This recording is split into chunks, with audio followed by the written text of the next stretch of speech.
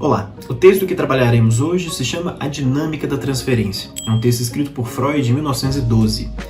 E eu separei alguns highlights aqui importantes, alguns destaques, dos pontos principais do texto, para a gente poder ir página por página acompanhando o que o autor quis trazer para a gente com esse texto. Vamos lá. A primeira frase que o Freud inicia esse texto diz o seguinte: a transferência, um tema quase inesgotável. Aqui eu acho que a gente já consegue perceber a importância desse tema, não só para o autor, mas também para vários e vários outros psicanalistas, em especial Lacan, que colocou a transferência dentro dos 4 conceitos principais da psicanálise, onde a gente consegue perceber que, como nas palavras do Freud, sem a qual não existiria a análise. Então a transferência é uma condição para que a análise aconteça, ao mesmo tempo que ela se apresenta como uma espécie de problema para que a análise aconteça. E a gente vai entender melhor o que o Freud traz para a gente em relação a essas proposições. Então vamos ao texto, aos principais destaques para a gente poder ir trabalhando e discutindo juntos. A primeira citação que eu separei diz o seguinte: todo ser humano, pela ação conjunta de sua disposição inata e de influências experimentadas na infância, adquire um certo modo característico de conduzir a vida amorosa, isso é, as condições que estabelece para o amor, os instintos que satisfazem então os objetos que se coloca. Então aqui a gente já consegue entender um pouco o que o Freud está trazendo para a gente, que constitui o processo da dinâmica da transferência. De um lado, uma característica inata, ou seja, que a gente já nasce com ela, e de outro, uma perspectiva da vivência, da ontologia, do modo como o sujeito experiencia ali os primeiros anos de vida. Então a gente tem um corpo biológico de um lado, e uma característica da experiência desse corpo diante do viver. Essas duas características juntas, para Freud, vão construir uma série de registros psicológicos que vão direcionar, de algum modo, conduzir a vida amorosa, como diz o próprio autor, na forma como a gente estabelece aquilo que a gente gosta, aquilo que a gente não gosta, aquilo que a gente ama, aquilo que a gente não ama. E é justamente esse o processo transferencial. Então vamos para a segunda frase. Que no curso da vida é regularmente repetido. Então aqui uma outra característica da dinâmica da transferência. Ela é algo que constantemente está se apresentando ou se atualizando, se repetindo ao longo da nossa vida. Novamente impresso, ou seja, se imprime, na ideia de uma impressão, é como se a gente colocasse uma folha para imprimir e ela vai reimprimindo, mas a cada vez que a gente coloca aquela folha ou aquele conteúdo para reimprimir, ele sai um pouquinho diferente, um pouco mais gasto, um pouquinho mais de tinta de um lado, um pouquinho mais de tinta do outro, e essa é a ideia de uma reimpressão, justamente algo que vai tendo uma pequena alteração, mas a base central é sempre a mesma. Essa é um pouco já das características aí da dinâmica da transferência. Freud vai dizer então o seguinte, que na medida em que essas circunstâncias externas e a natureza dos objetos amorosos acessíveis nos permitem atualizar esse processo. Então quando que ele atualiza? Quando que essa impressora roda de novo e reimprime essas experiências transferenciais? Sempre que alguma coisa puder startar esse processo ali pra gente de um modo muito mais inconsciente do que consciente. A outra frase é o seguinte: somente uma parte desses impulsos que determina a vida amorosa perfaz o desenvolvimento psíquico, ou seja, todos esses impulsos, todos esses registros que a gente tiver das nossas experiências amorosas, elas não necessariamente se desenvolverão todas igualmente. Algumas mais, algumas menos. Aonde que a gente observa isso clinicamente? Em pessoas que às vezes têm uma maturidade maior para relacionamentos e uma maturidade menor para relacionamentos. Sabe aquelas pessoas que se relacionam de uma forma muito infantilizada, às vezes até uma forma um pouco precária no sentido da própria compreensão em relação ao afeto? Isso já diz de uma característica que não se desenvolveu assim tão bem e que está sendo transferido ali para esse parceiro ou essa parceira amorosa. O inverso também é verdadeiro. Às vezes você conhece alguém que tem uma maturidade, que sabe conversar, que sabe reconhecer o que você sente, o que ela mesma sente, em relação ali às relações que você estabelece, seja de amizade, coleguismo, profissional, e isso tudo já está envolto da dinâmica da transferência. Essa parte dirigida para a realidade, fica à disposição da personalidade consciente e constitui uma porção dessa. O que o Freud está dizendo aqui? É que dentro de todo esse desenvolvimento psíquico, apenas uma parte vai ser consciente. Quer dizer, é só um pedacinho que a gente consegue notar. Quando a gente olha para alguém e fala assim, eu gosto de fulano por causa disso. Mas será que é só por causa disso mesmo? Será que não tem uma série de outros registros, impressões, percepções que também atuam nesse processo, de se localizar, identificar ou se afastar de alguém que também não atua nesse campo, que você está vivenciando? É isso que o Freud está denunciando aqui pra gente. Apenas uma parte, apenas uma parcela disso está disponível aí para a gente ter consciência desse conjunto de afetos e emoções que nos afetam, que participam dessa dinâmica. Uma boa parte a gente não tem acesso, apesar delas também atuarem. Um outro ponto que destaquei do texto é a seguinte frase. Outra parte desses impulsos libidinais foi detida em seu desenvolvimento. Agora a gente está falando da parte inconsciente. Está separada, portanto, da personalidade consciente como da realidade. Pode expandir-se apenas na fantasia ou permaneceu de todo no inconsciente. Então, a gente consegue ter uma espécie de link ainda entre aquilo que a gente percebe conscientemente que está disponível no processo da transferência. A gente sabe que tem uma grande parte inconsciente, mas a gente tem uma certa ligação, que uma parte é inconsciente, uma parte é consciente quando a gente encontra o campo da fantasia. Então, para Freud, a fantasia ela seria esse meio termo ali, onde a gente consegue pegar essas impressões inconscientes e elas participam da transferência para esse outro objeto. Então, a fantasia ela aparece aí também como uma forma da gente identificar onde está a transferência. Se a gente fala clinicamente que se a gente perseguir a fantasia, ela vai denunciar a transferência para a gente, porque ela vai fazer essa possibilidade de conexão entre aquilo que o sujeito diz conscientemente e acessa em relação às pessoas que ele convive e aquilo que está por trás dessa forma de se relacionar que diz da fantasia desse sujeito. Aquele cuja necessidade de amor não é completamente satisfeita pela realidade se voltará para toda pessoa nova com expectativas libidinais. Ou seja, toda vez que esse sujeito tenta transferir para alguém alguma coisa desse processo amoroso que ele vivenciou nos primeiros anos de vida e ele não encontra um aporte completo, ele não encontra um ponto de ancoragem muito bom, ele tende então a deslocar isso para outra pessoa. São esses momentos onde a reimpressão vai acontecendo. E é bem provável, diz Freud, que as duas porções da libido, consciente e inconsciente, tenham participação nessa atitude. Então, quando a gente fala das relações amorosas, agora pensando em relação amorosa mesmo entre casais, por exemplo, principalmente, mas não só, ali a gente consegue identificar a boa parte das relações anteriores que o sujeito teve. O mais clichê, já que o Freud citou que nos clichês a gente consegue observar isso, é quando a gente percebe que numa relação heteronormativa, um homem procura uma mulher e que muitas vezes essa mulher pela qual ele se apaixona lembra muito a sua mãe. Ou o contrário, quando a gente pensa que uma mulher se apaixona por um homem e esse homem normalmente tem ali características, trejeitos, alguma coisa que a gente diz inconscientemente atualiza a relação que essa pessoa tinha com a visão que ela tinha do pai.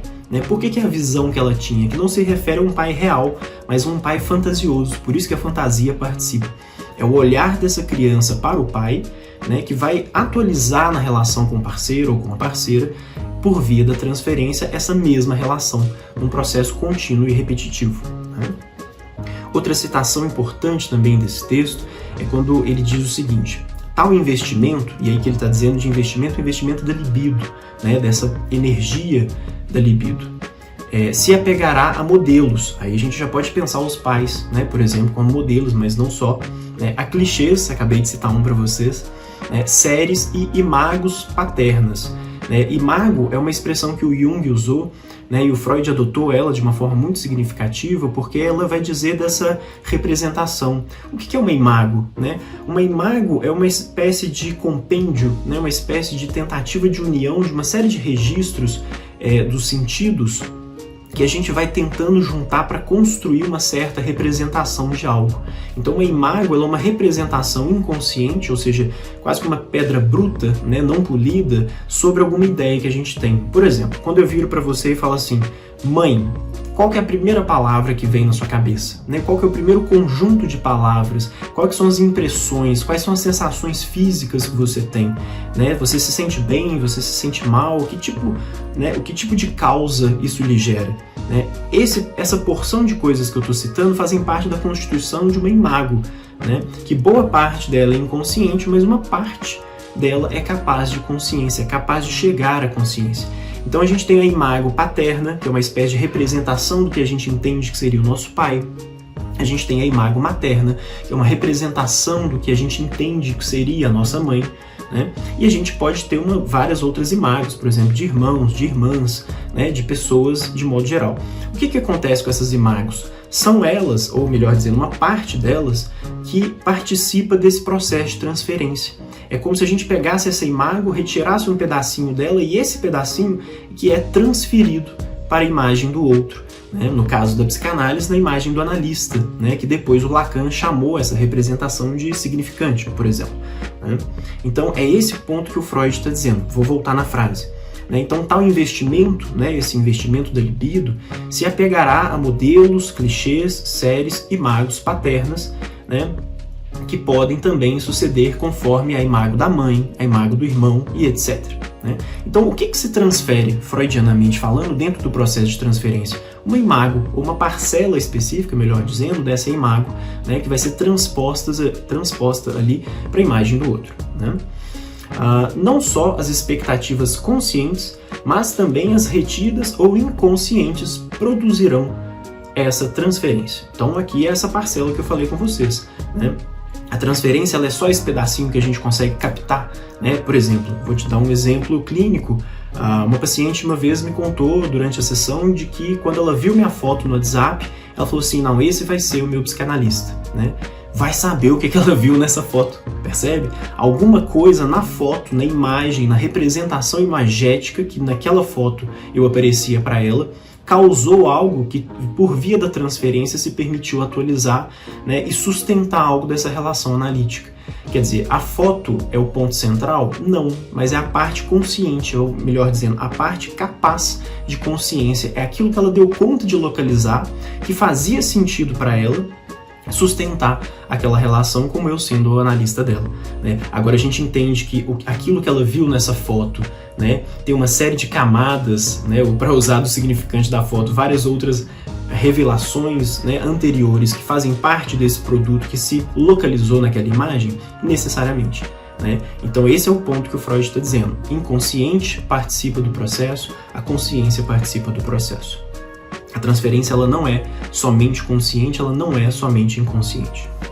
Próximo ponto destacado do texto, continua sendo um enigma que a transferência nos apareça como a mais forte resistência ao tratamento, enquanto fora da análise temos que admiti-la como portadora da cura, como condição do bom sucesso. Então aqui, dois pontos importantíssimos sobre a dinâmica da transferência. Primeiro, se a gente for de trás para frente, ela é condição do bom sucesso, né? Ela é a portadora da cura. Olha como é que a gente está dizendo de um conceito importante aqui, né, para o Freud.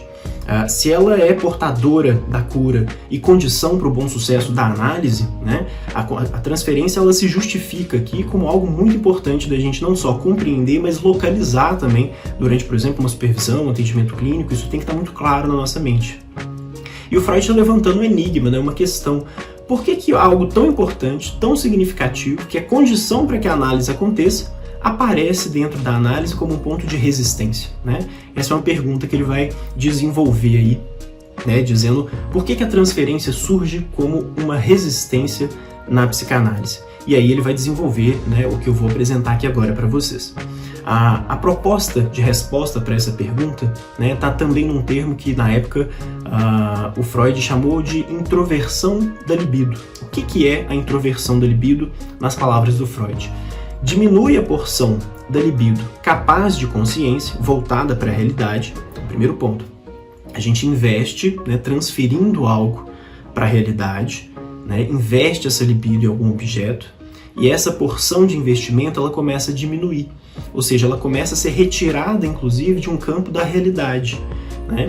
E aumenta, ao mesmo grau, a proporção afastada da realidade, ou seja, para o inconsciente, que ainda pode alimentar as fantasias da pessoa, mas que pertence ao inconsciente. Então é uma espécie de balança, né? A gente investe na realidade, que está do lado de cá, né? E quando a gente começa a fazer uma introversão, que é um movimento contrário, né? Essa energia que estava fortemente pesando a balança para o lado de cá, ela começa a ser proporcionalmente direcionada para o lado de cá. O que está do lado de cá? Se aqui a gente tem o princípio da realidade, né? A consciência voltada para a realidade, Aqui a gente tem o inconsciente e uma porção voltada então para um princípio que não é o da realidade, é o princípio do prazer, né, que é um outro texto que a gente também discute em outra aula.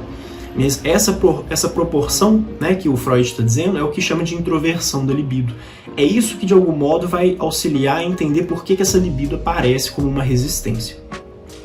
A seguinte frase vai dizer assim: a libido, né, no todo ou em parte, então a gente está dizendo de uma mudança que pode ser ou completa, né, ou ela pode ser só um pouquinho. Ela não precisa necessariamente ficar diretamente proporcional ao seu avesso, né?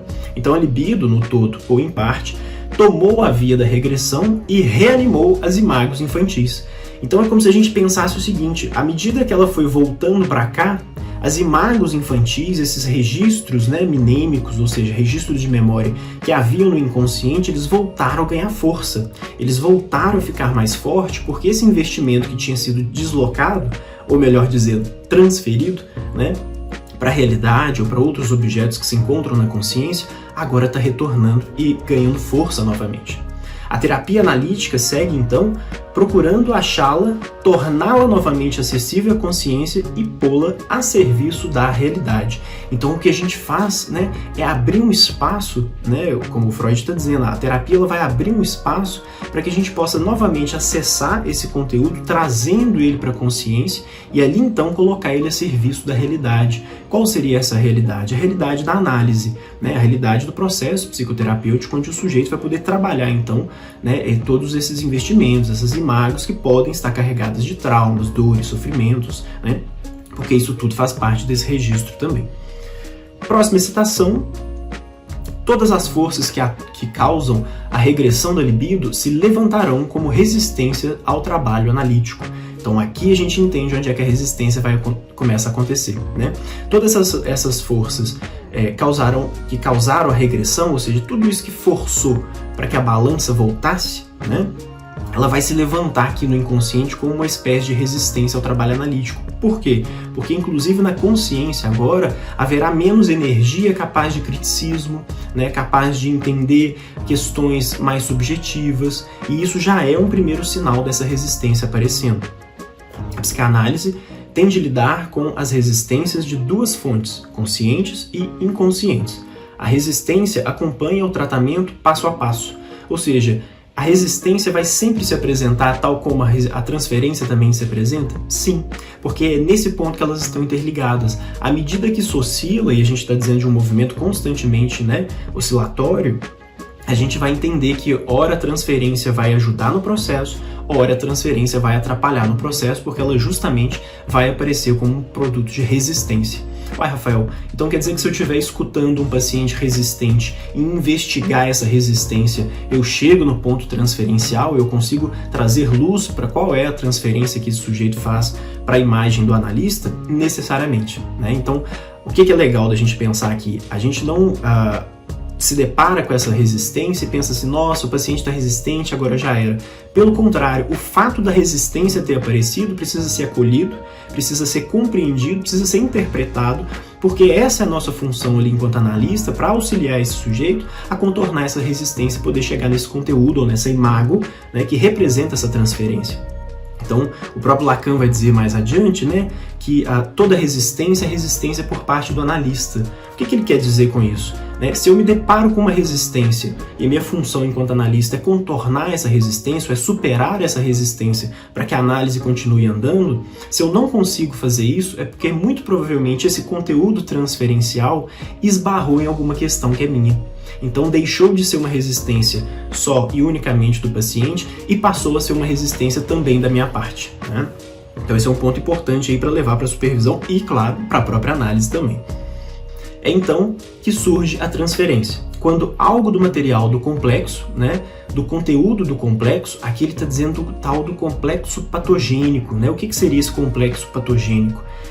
O complexo patogênico é uma espécie de conjunto de fatores psicológicos, conjunto de fatores de experiências, conjunto de fatores de fantasias que vão contribuir para a formação de um sintoma, que vão contribuir para algum tipo de adoecimento, né? Então, quando ele fala de complexo aqui, ele está dizendo de um complexo patogênico, né? Um complexo adoecedor, que tem aí como produto todo esse conjunto. Então, vamos voltar na frase. Quando algo do material do complexo, que agora você já sabe o que é, se presta para ser transferido para a pessoa do médico ou do analista, ocorre essa transferência. Então é esse ponto, né, que ele vai transferindo. Esse complexo, ele é uma formação, né, similar à perspectiva da imago? Sim, né? A questão é que, lembra que eu falei que é um pedacinho da imago que vai ser transferida? Se esse pedacinho ele está provocando adoecimento, ele está provocando algum tipo de sintoma, ele está provocando algum tipo de doença para esse sujeito, né, é esse pedacinho que o Freud está chamando de complexo patogênico. Tá? Então ele é como se fosse uma espécie de anexo, né, que compõe também essa formação muito mais ampla do que seria a imago. Por que ele é um complexo? Porque ele pode pegar um pouquinho da imago da mãe, ele pode pegar uma outra experiência que atualizou esse processo, ele pode pegar uma outra vivência que você teve no trabalho, e isso tudo vai contribuindo para o adoecimento, né? É aquela ideia de que quando o paciente chega falando assim, porque o meu chefe no trabalho, ele não me escuta, ele não me ouve, e aí você começa a escutar isso e fala assim, nossa, ele está descrevendo o chefe exatamente igual ele descreveu o pai em algumas sessões anteriores. Então olha como é que o chefe apareceu como esse momento da vida que atualizava, né, e permitia aí reaparecer essas fantasias, reaparecer parte dessa imago paterna para o sujeito. Mas envolve também o chefe, envolve também a empresa, envolve também às vezes a condição financeira naquele momento, uma série de outras coisas. Por isso a ideia de um complexo, né? É isso que vai ser tudo junto, né, levado aí no processo transferencial. Ela produz, né, a transferência, essa associação seguinte e se anuncia mediante sinais de resistência como uma interrupção, por exemplo. Então, quando o paciente começa a questionar que talvez o analista não está escutando ele muito bem, ou então ele começa a inventar desculpa para não ir, porque hoje vai ficar corrido, hoje estou sem dinheiro, estou isso, estou aquilo, isso pode ser entendido e deve ser acolhido dentro do processo como uma resistência, né? Porque isso já está dizendo de uma delicadeza desse complexo que começa a aparecer, e um dos mecanismos de defesa da consciência é tentar se afastar desse tipo de conteúdo. Por isso que a resistência é tão importante de ser escutada, de ser interpretada, principalmente contextualizada, para que a gente possa, junto com o paciente, superar essa resistência a favor do processo de análise.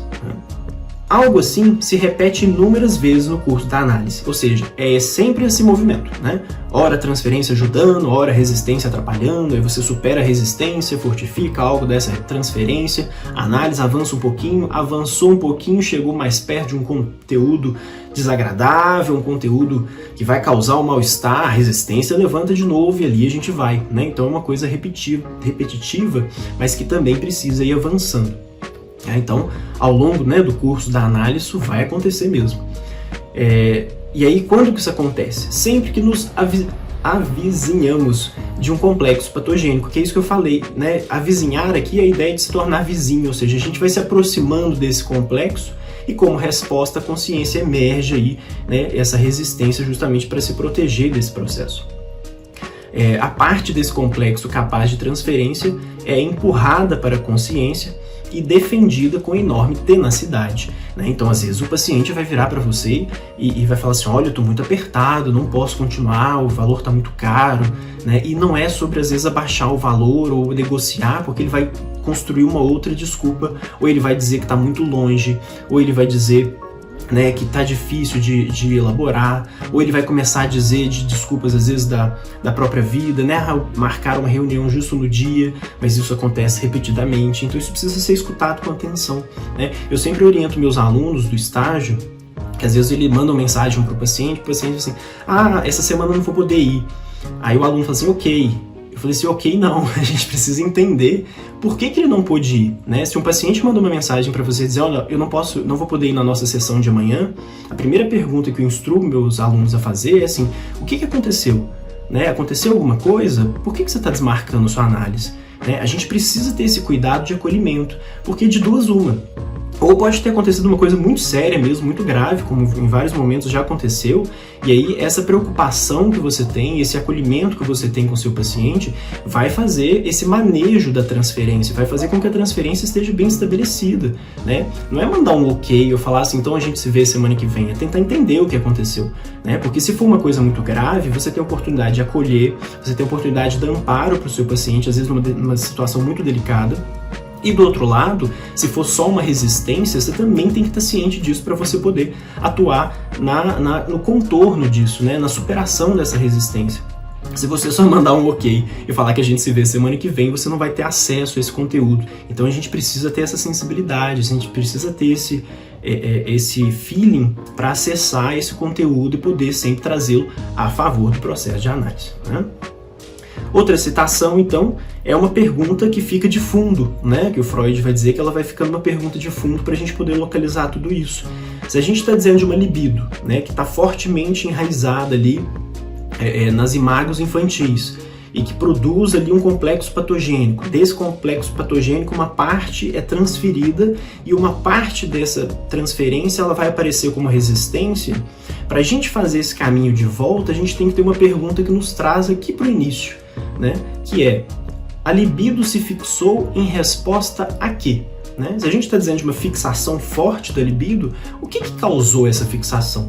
Né? É porque justamente essa causa, né? Justamente esse complexo forte de lembranças, memórias, registros, experiências, né? Que se mantiveram no inconsciente, que a resistência lá no campo da consciência está se protegendo. Está tentando fazer com que a gente não acesse esse conteúdo, porque não é à toa que ele está no inconsciente, porque ele vai causar desprazer, ele vai causar angústia, ele vai causar sintomas, às vezes ele já está causando, inclusive, né? E justamente isso aparecerá como resistência. Então a pergunta importante que a gente precisa se fazer clinicamente é essa, assim: a libido se fixou em resposta a quê? Né? O que de algum modo está por trás dessa resistência? Também é uma forma de se fazer essa mesma pergunta, né? Talvez menos teórica e mais prática, né? Quando o paciente resiste, ele resiste a quê? Né? Ele está tentando se defender, já que a gente está dizendo de um mecanismo de defesa, de qual tipo de conteúdo?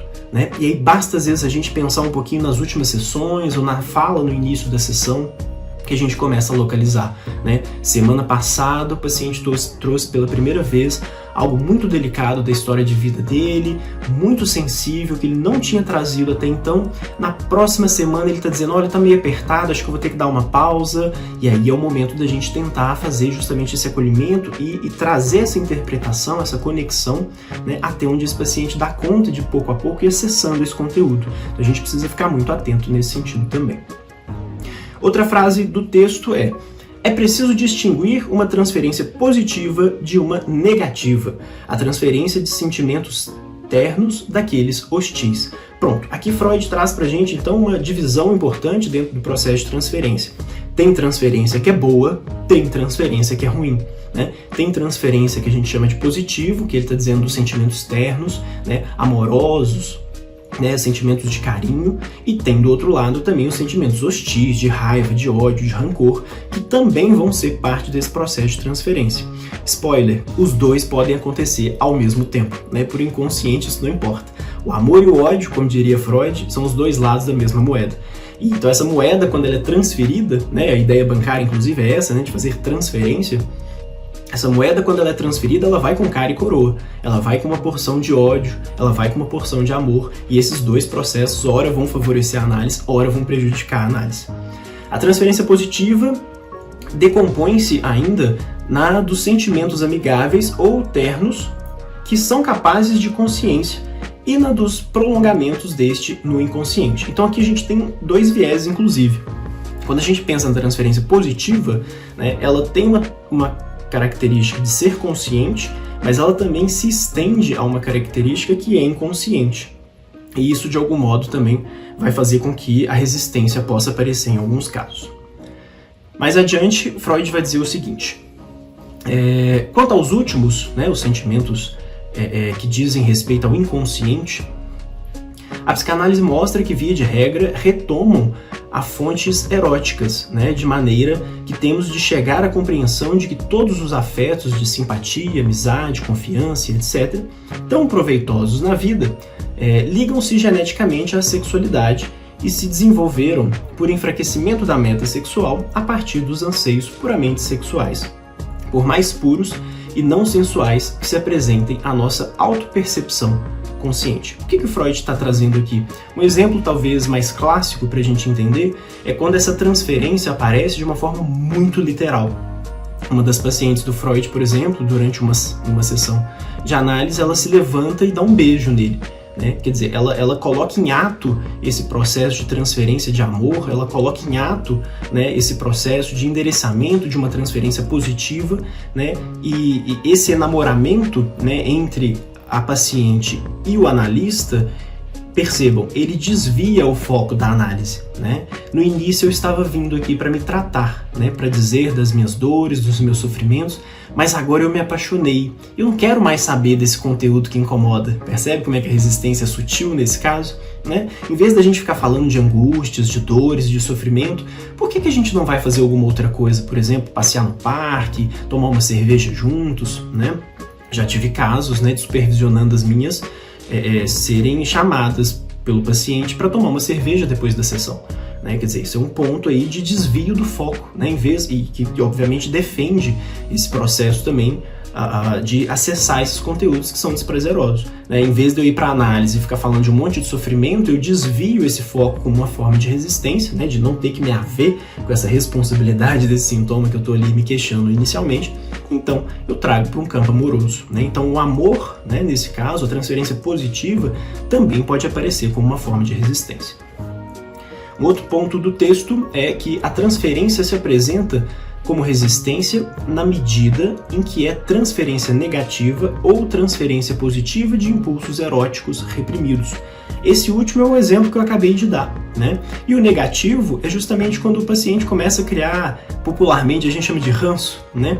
Ah, eu tô com ranço do meu analista, né? Ou ele não me escuta direito, ou eu tô falando, ele tá prestando atenção em outra coisa, né? Ou então a gente começa às vezes a implicar com coisas que tem no consultório. Nossa, mas toda vez que eu venho aqui, essa cadeira tá torta, os livros estão fora do lugar, essa pessoa é desorganizada. Não acho que ela serve para ser um bom analista, né? Como se fosse esse o ponto central.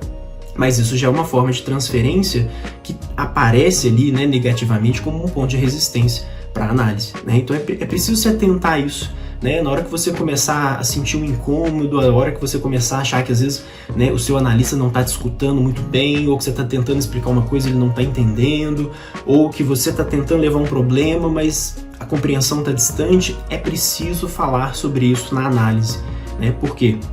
Porque é falando sobre isso na análise que essa resistência vai poder se apresentar e ser contornada, né, para que a análise possa continuar avançando aí no sentido de um tratamento. Então esse é um ponto muito importante, tanto para o analista saber, estar atento nisso quando isso aparece, mas também para os pacientes quando eles vão, né, estão ali na posição de analisandos.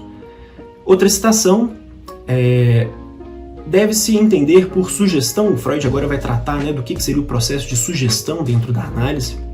Ele vai dizer que a sugestão é a influência sobre o indivíduo por meio dos fenômenos da transferência nele possíveis, né? Por que ele está dizendo desse ponto? Ninguém escuta, né, uma sugestão de alguém que não está transferencialmente vinculado a essa pessoa, né? Uma coisa é você escutar uma sugestão de uma pessoa que você gosta, que você admira, que você tem um carinho por essa pessoa, você vai levar a sério o que ela te sugerir, né?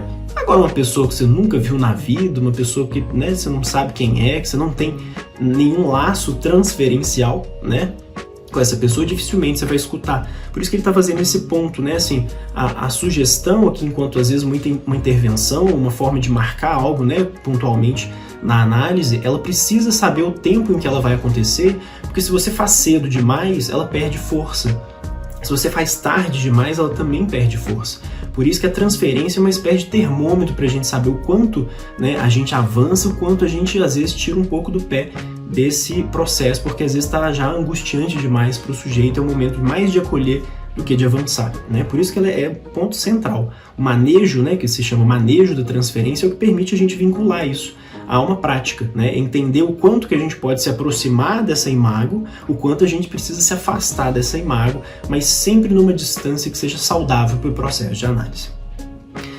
Nós cuidamos da independência final do paciente ao utilizar a sugestão para fazê-lo realizar um trabalho psíquico que terá, por consequência necessária, uma duradoura melhora na situação psíquica, né? Isso aqui, o que o Freud está dizendo é que quando a gente sugere algo para o paciente, isso que ele está chamando de sugestão, o que se sugere, por fim, é a própria análise.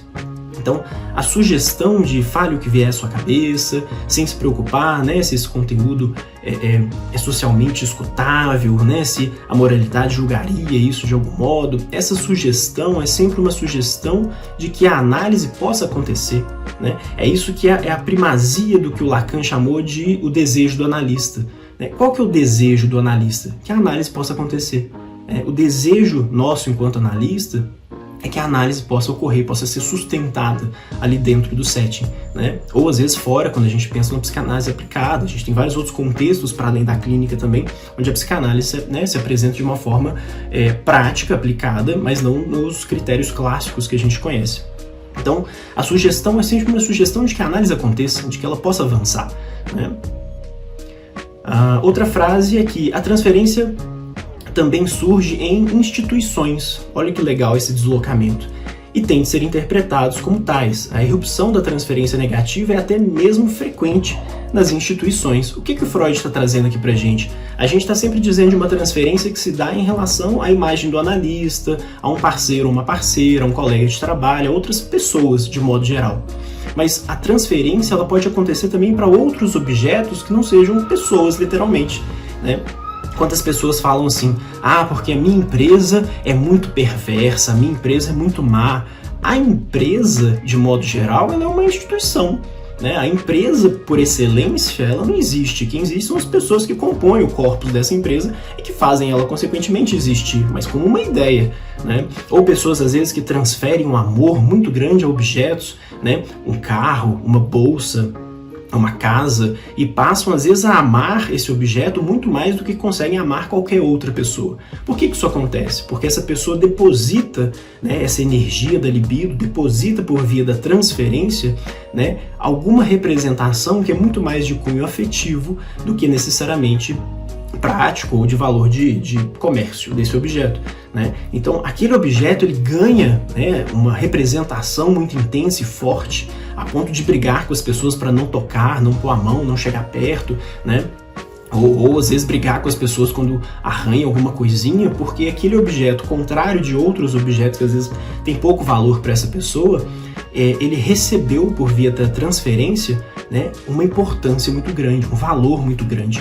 Isso a gente observa, por exemplo, de uma forma mais direta quando a gente pensa em heranças, né? Às vezes o seu avô, que você amava muito, gostava muito, ele te deixou um pequeno espelhozinho, um pequeno canivete que ele usava, alguma coisa muito simples, de pouco valor no sentido comercial, mas aquilo ganha um peso muito significativo, você guarda com muito carinho, você não quer que ninguém mexa, porque você transferiu para aquele objeto uma carga afetiva, uma carga emocional que diz da sua ligação, né, com seu avô. Rafael, mas aí tem uma lógica consciente, né? Eu sei que foi meu avô que me deu e eu gosto porque a gente tinha uma relação muito legal, né? Onde que está a porção inconsciente? Bem, só da gente pensar que você está agora lidando com a ausência do seu avô por via de um objeto, né, que foi dele, a gente já está dizendo de uma parcela muito significativa da fantasia que confere um objeto que não é o seu avô, como se fosse a presença desse avô, né? Então, se você deixa esse canivete cair ou esse espelho quebrar, é como se você estivesse agredindo o avô dessa pessoa. E normalmente a reação que essa pessoa tem é muito similar, como se a mesma coisa tivesse acontecido, né? E isso já traz para a gente uma ideia de que a transferência também acontece para outros objetos que não seja apenas uma pessoa, né? Ou quando a gente pensa em empresas, né, isso também fica bastante evidente. O Freud vai trazer então 2 exemplos quando a gente pensa em instituições em relação à transferência, e ele vai citar o primeiro exemplo sobre o abandono da instituição, né? Então a pessoa está às vezes numa instituição, a gente pode pensar um hospital de tratamento, por exemplo, né? Ela abandona a instituição como uma forma de transferência negativa. Esse hospital não presta, aqui está tudo sujo, o atendimento é ruim, ele começa a criticar uma série de coisas dentro dessa instituição e se retira. Só que o movimento de se retirar de dentro dessa instituição, o hospital, faz com que ele não melhore, faz com que a doença que o fez ir até o hospital permaneça, né? Então, de novo, a transferência aparecendo de forma negativa e funcionando como uma resistência à cura desse paciente, né? A cura, ou seja, ao tratamento. Uma outra possibilidade da gente entender isso e talvez contemporaneamente a gente pode pensar na parcela das empresas, né, dos empregos mesmo, é quando a gente tem uma forte transferência para permanecer na instituição. Então são pessoas que inicialmente elas trabalham 8 horas por dia, mas agora elas passaram a trabalhar 10, e de repente essa pessoa está trabalhando ali 12, 13, 14 horas por dia, né? E você fala assim, nossa, mas isso tem a ver com a transferência? Tem também, né? Ele transfere todo esse amor, né, entre aspas, para essa empresa, fica horas e horas dedicado à empresa, e o que está fora da empresa e que está sendo cada vez mais afastado, né? Está sendo cada vez mais rejeitado por esse sujeito? A própria vida. Né? Então ele se afasta da vida para não ter que se haver com a vida fora da empresa e vai fazendo com que as horas de empresa tomem conta da vida como um todo. Né? O que está por trás desse jogo também é um aspecto da transferência. Não só, mas principalmente, né? Quando a gente pensa que gera sintomas, gera, enfim, uma série de outros fatores que vão participar dessa dinâmica, mas a transferência é um ponto central para a gente entender essa lógica também. Outra frase é: para a cura, não importa se o doente supera essa ou aquela angústia ou inibição, né? Fica a indicação do texto aí, né? Sintoma, angústia e inibição, para entender essa diferenciação do Freud. Texto de 1926, se não me falha a memória. Então, não basta a gente pensar que foi superado uma angústia ou superado uma inibição. Interessa é que, na realidade de sua vida, ele se livre delas também. Então, o Freud está dizendo uma coisa muito importante no processo. A transferência aparece, a resistência aparece, ela é de algum modo acolhida, interpretada, o sujeito se dá conta desse processo, traz de volta a luz da consciência e toma consciência. Aquele momento que normalmente o paciente fala assim, eu tive um insight, né? Ou então eu comecei a perceber que na verdade eu participo ativamente desse processo que eu achei no primeiro momento que eu estava passivo, que eu não podia fazer nada em relação a isso. Né? E aí o paciente dá um passo, sim, muito significativo no processo de análise, que quando a gente fala, ele tomou consciência, às vezes, do próprio sintoma, tomou consciência da participação dele no próprio adoecimento. Mas o que o Freud está dizendo aqui pra gente é que tomar consciência não basta, não vai resolver os seus problemas. Né? Se você tomar consciência de alguma coisa que te adoece, isso não vai curar seu adoecimento de imediato, né? Até porque não é mágica, né? Tem todo um processo por trás disso que construiu esse problema e haverá todo um processo também para desconstruir e reconstruir alguma outra coisa, né? Que não te adoeça nesse processo. Então, a gente fala que o sujeito passa a saber sobre si, né, essa tomada de consciência, mas tem esse movimento que o Lacan chamou de saber fazer. Então, tomar consciência não basta, por quê? Porque é preciso depois colocar em ação essa modificação que a tomada de consciência lhe causou. Né? Então, quando você percebe o sintoma, é um passo sim muito importante, mas se você não coloca isso em prática, você não começa a atuar, né? Como o próprio Freud diz de uma forma muito poética, né? Você precisa dar corpo às suas paixões. Dar corpo às suas paixões significa que quando você localiza esse desejo, você localiza esse movimento, você toma consciência, né, e autonomia desse movimento que conduz a sua vida, você precisa aplicar e direcionar isso também a alguma praxis, né, alguma prática da vida que de fato permita que você transforme aquilo que te causa dor e sofrimento. Né? Outra frase importante é que na neurose obsessiva, uma precoce separação dos pares de opostos parece ser característica da vida institucional e representa uma de suas pré-condições constitucionais. O que seria essa separação dos pares de opostos? Né? Então a gente pensa em pares que são opostos, acho que o exemplo da moeda é muito bem-vindo nesse sentido, que é o que o Freud está dizendo. De um lado, cara, ou amor, né? Do outro, coroa, ou ódio. Então, quando a gente pensa cara ou coroa, a gente está pensando amor e ódio ao mesmo tempo. Né? Quando a gente transfere essa moedinha, né? Essa moedinha vai carregar esses dois conteúdos ao mesmo tempo. Qual que é o nome que o Freud trouxe, né, para esse movimento onde você transfere amor e ódio ao mesmo tempo para o mesmo objeto? Né? Isso é o que ele chamou de ambivalência. E ele vai dizer o seguinte: a ambivalência nas inclinações afetivas é o que melhor explica a capacidade de os neuróticos porem suas transferências a serviço da resistência. Por que é tão incrível?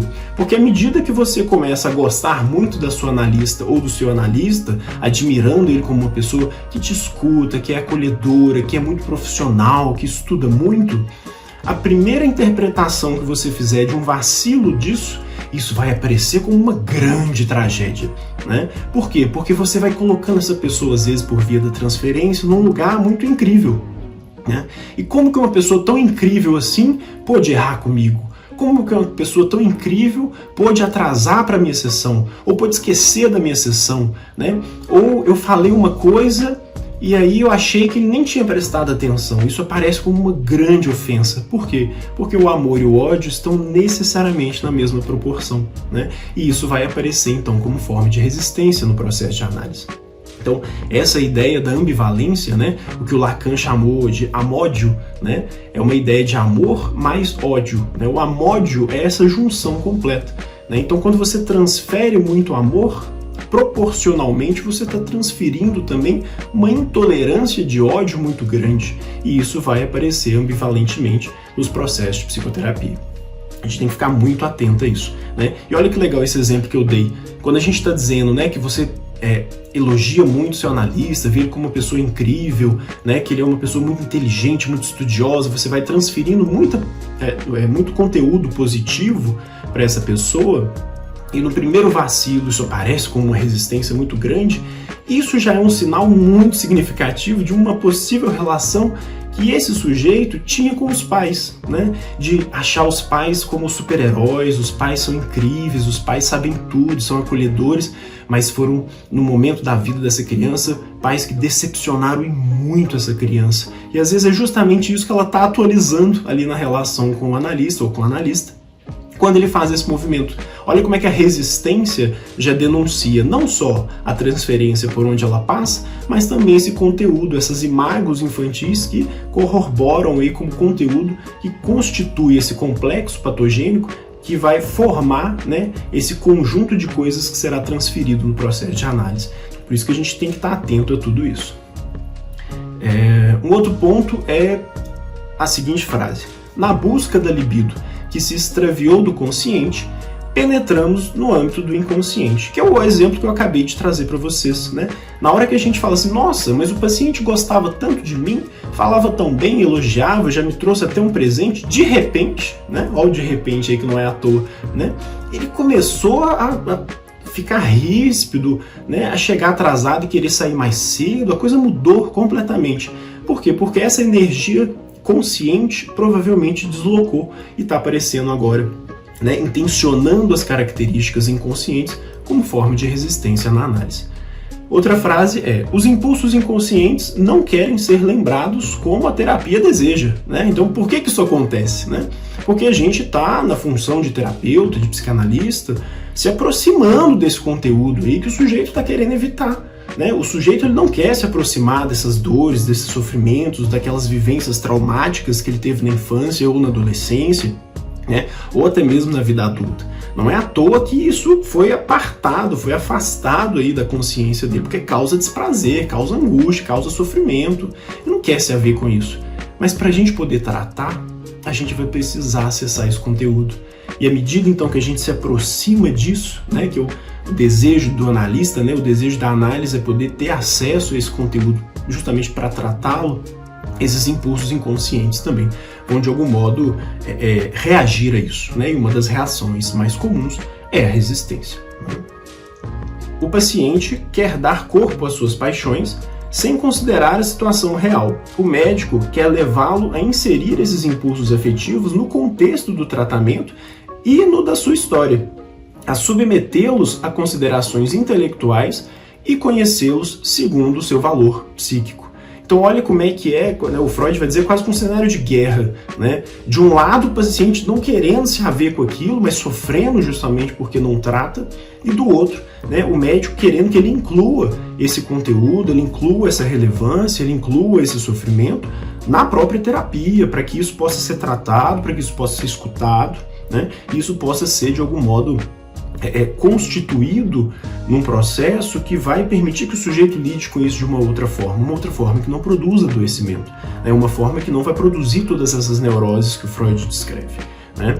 Então é uma espécie, né, de, inconscientemente, uma guerra que o Freud vai dizer, né? De um lado, o mecanismo de defesa tentando se proteger daquilo que a análise precisa acessar para poder tratar. Para finalizar, o Freud vai dizer assim: é inegável que o controle dos fenômenos da transferência oferece as maiores dificuldades ao psicanalista, ou seja, é difícil mesmo fazer o manejo da transferência. Por isso que a gente tem que dominar muito bem esse conceito para fazer um bom trabalho clinicamente. Mas não se deve esquecer que justamente eles nos prestam o inestimável serviço de tornar atuais e manifestos os impulsos amorosos ocultos e esquecidos do paciente. Então, por mais difícil que seja lidar com esse conteúdo que o paciente transfere, ou o paciente apresenta como forma de resistência, é justamente a transferência que permite que ele esteja presente ali durante a análise para a gente poder tratar disso, né? Pois, afinal, é impossível liquidar alguém em estado de ausência, né? Como é que a gente vai tratar do sintoma, né? Como é que a gente vai tratar dessa dor, tratar desse trauma, tratar desse sofrimento, se ele não aparecer na análise? Então a gente precisa lidar com essa oscilação, a gente precisa sustentar essa transferência para que o paciente possa resistir também e a gente superar junto com ele no processo essas resistências, acessando esse conteúdo delicado e traumático muitas das vezes, porque se a gente não tiver acesso a isso, não tem como a gente tratar, né? Então por isso que é tão complexo, por isso, né, não à toa, Freud está dizendo da dinâmica da transferência, porque é um processo extremamente dinâmico mesmo, né? Tanto da parte do analista, como principalmente da parte do paciente também, né? Que está ali, às vezes, inconscientemente, em boa parte, tentando lidar com tudo isso, enquanto a vida, claro, acontece também, né? Só podemos tratar de uma dor em análise se ela estiver presente nessa análise. Então esse é o ponto central, né? A resistência, então, ela pode aparecer, por exemplo, como uma forma de não querer se haver com a mudança ou com o custo que essa mudança vai ter. É aquilo que socialmente a gente conhece como síndrome de Gabriela, né? Eu nasci assim, eu vivi assim, eu vou morrer assim. Quer dizer, o paciente às vezes ele não quer se haver com o preço e o custo que a mudança, uma vez que ele toma consciência, né, do que está acontecendo, porque ter que mudar tudo isso é muitas vezes ter que abdicar e abrir mão de um contexto que, por mais que ele sofra, ele já está habituado e sabe lidar, né? E esse é um ponto delicado também para a gente poder pensar. A resistência às vezes vai aparecer como uma impossibilidade, né? Pacientes que trazem às vezes verdades absolutas, certezas muito concretas, ou não se permitem questionar coisas que fazem com que ele sofra, né? Isso também é uma forma de manifestação da transferência enquanto resistência, né? Então esse foi aí os highlights, né, os pontos destaques principais do texto. Imagino que agora ficará bem mais fácil para você poder reler o texto e ter acesso aí à profundidade do que o Freud nos trouxe, né, nesse brilhante texto chamado A Dinâmica da Transferência, de 1912. Espero que você tenha gostado. Até a próxima aula.